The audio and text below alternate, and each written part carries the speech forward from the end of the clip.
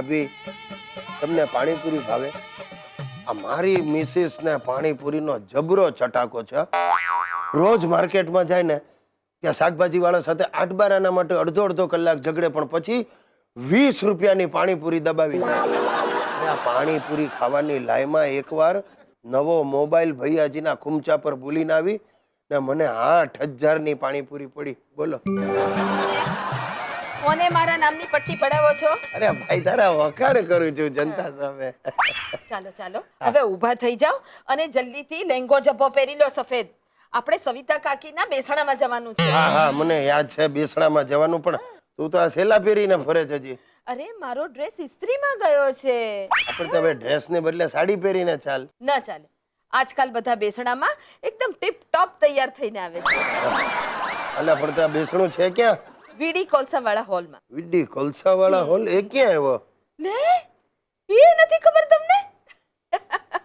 પેલો ફેમસ પાણીપુરી વાળો છે ને એની પાછળ. પાણી એટલું સુપર બનાવે છે ને કે મારા મોઢામાં તો હમણાં પાણી આવી ગઈ છે. અરે શું પાણી આવી જાય? આપણે ઉઠમણામાં જવાનું છે, સફેદ કપડાં પહેરીને પાણીપુરી ખાય કેવું લાગે? અરે કેવું લાગે શું? અરે એકવાર અમે નરોત્તમ કાકાને બેસણામાં ગયા હતા ને તો બધી બહેનોએ ઊભા રહી અને પેટ ભરીને પાણીપુરી ખાધી. કેટલી મજા આવી ગઈ ને. અરે પણ તમે આમ વીટળાઈને પાણીપુરી ખાવ, બહારના ને તો એમ જ થાય કે આ પાણીપુરી વાળાનો કોક સગો ગયો હશે. હા એવું જ થયું તો. એ બિચારો ખૂબ ખોટો પડી ગયો હતો. પણ અમને ખૂબ મજા આવી ગઈ. આ મજા. ચાલો તમે જલ્દીથી તૈયાર થઈ જાઓ. હું થાઉં છું, તું જા.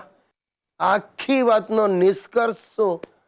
તમારે બેસણામાં વધારે લોકોને બોલાવવા હોય તો બેસણાની બહાર એક પાણીપુરી વાળાને જરૂર ઊભો રાખો. દર્શક મિત્રો, આ ગુજ્જુભાઈ ગિરીશ કુમાર હવે બહુ થોડા દિવસનો મહેમાન છે.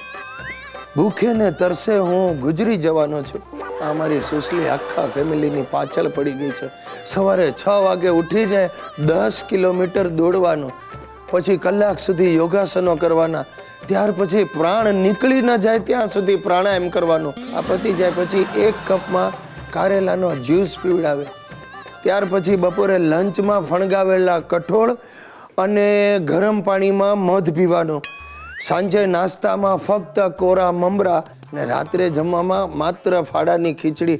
સાહેબ 10 દિવસમાં તો મારા આટા આવી ગયા છે. આ સુશીલા અમારા આખા કુટુંબનો ભોગ લઈને જ જમશે. ગિરીશ, આવી તમે કેમ વક્ર ભુજંગાસન કર્યા વગર ભાગી ગયા? ભાઈ સુશીલા, આ ભુજંગાસન માટે તું મને જમીન પર આમ ગોળ ગોળ ફેરવે છે, એમાં મારી કમરના ટુકડા થઈ ગયા છે. તે આખો દિવસ બળદની જેમ ફર્યા ને ચર્યા કરો છો, પણ કસરત કરતા જોર પડે છે. અરે ભાઈ બળદની ક્યાં માંડે, હું બકરી જેવો થઈ ગયો છું. ચૂપ રહો. આજે રાત્રે ઘરના તમામ સભ્યોએ ઉચુકા મટુકી આસન કરવાનું છે. ઉચુકા મટુકી? અરે ભાઈ તું આ બધા આસનો ક્યાંથી શોધી કાઢે છે? ચાઇનીઝ મેગેઝિન માંથી. Chinese magazine? બસ કર કહું છું સુશીલા, આ બધા ચાઇનીઝ આસનો કરવામાં તને ખબર છે ને દાદાજીના 2 મણકા ખસી ગયા છે અને બાપુજીના આંતરડાઓમાં ગૂંચ પડી ગઈ છે, અને મારું તો ભગવાન જાણે શું થશે. હવે તમને કઈ થવાનું નથી. તમે જોજો તો ખરા, તમારું બોડી હું 6 પેક બનાવી દઈશ. અરે સુશીલા, લાંબુ ચાલ્યું તો મને લાગે છે મારા બોડીને 6 પેકિંગમાં બાંધીને ક્યાંક ફેંકી દેવાના દિવસો આવશે. એ ભગવાન, મને આ ભરડામાંથી છૂટવાનો કોઈ રસ્તો બતાવ.